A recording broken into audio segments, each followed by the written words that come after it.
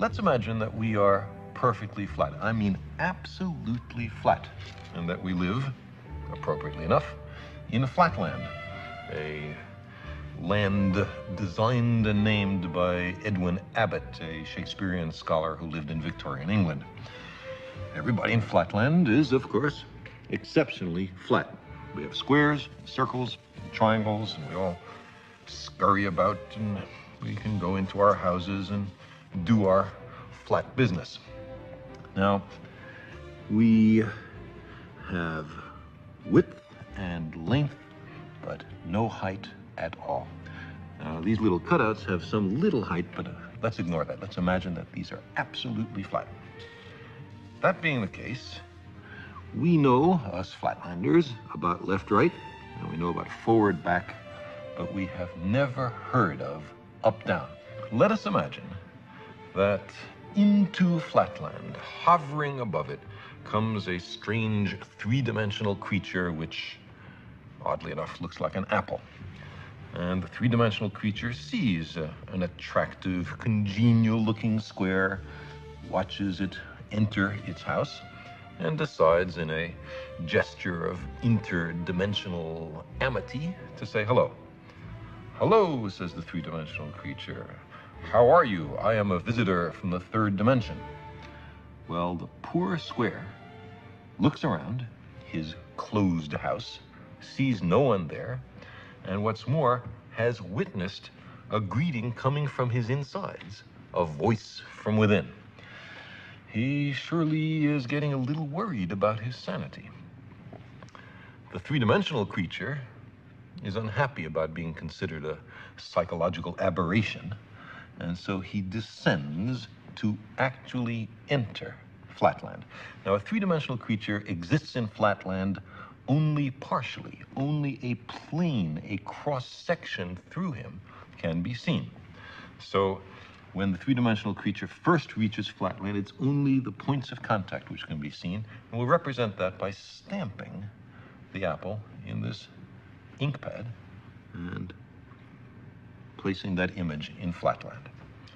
And as the apple were to descend through, slither by flatland, we would progressively see higher and higher slices, which we can represent by cutting the apple. So the square, as time goes on, sees a set of objects mysteriously appear from nowhere and inside a closed room and change their shape dramatically. His only conclusion could be that he's gone bonkers. Well, the apple might be a little annoyed at this conclusion, and so, not such a friendly gesture from dimension to dimension, makes a contact with the square from below and sends our flat creature fluttering and spinning above flatland. At first, the square has no idea what's happening. He's terribly confused. This is utterly outside his experience. But after a while, he comes to realize that he is seeing inside closed rooms in flatland. He is looking inside his fellow flat creatures. He is seeing flatland from a perspective no one has ever seen it before to his knowledge. Getting into another dimension provides as an incidental benefit a kind of X-ray vision. Now our flat creature slowly descends to the surface, and his friends rush up to see him. From their point of view, he has mysteriously appeared from nowhere. He hasn't walked from somewhere else. He's come from some other place. They say, "For heaven's sake, what's happened to you?" And the poor square has to say, "Well, I was in some other mystic dimension called up." And they will pat him on his side and comfort him, or else they'll ask, "Well, show us, where is that third dimension? Point to it." And the poor square will be unable to comply. But maybe more interesting is the other direction in dimensionality. What about the fourth dimension? Now, to approach that, let's consider a cube. We can imagine a cube in the following way. You take a line segment and move it at right angles to itself in equal length. That makes a square. Move that square in equal length at right angles to itself, and you have a cube. Now, this cube, we understand, casts a shadow. And that shadow we recognize. It's, ordinarily drawn in third grade classrooms as two squares with their vertices connected.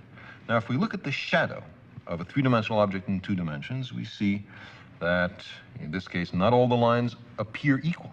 Not all the angles are right angles. The three-dimensional object has not been perfectly represented in its projection in two dimensions, but that's part of the cost of losing a dimension in the projection. Now, let's take this three-dimensional cube and project it, carry it through a fourth physical dimension. Not that way, not that way, not that way, but at right angles to those three directions. I can't show you what direction that is, but imagine that there is a fourth physical dimension. In that case, we would generate a four-dimensional hypercube, which is also called a tesseract. I cannot show you a tesseract because I and you are trapped in three dimensions. But what I can show you is the shadow in three dimensions of a four-dimensional hypercube or tesseract. This is it.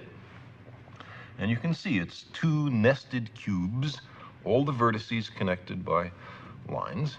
And now the real tesseract in four dimensions would have all the lines of equal length and all the angles right angles.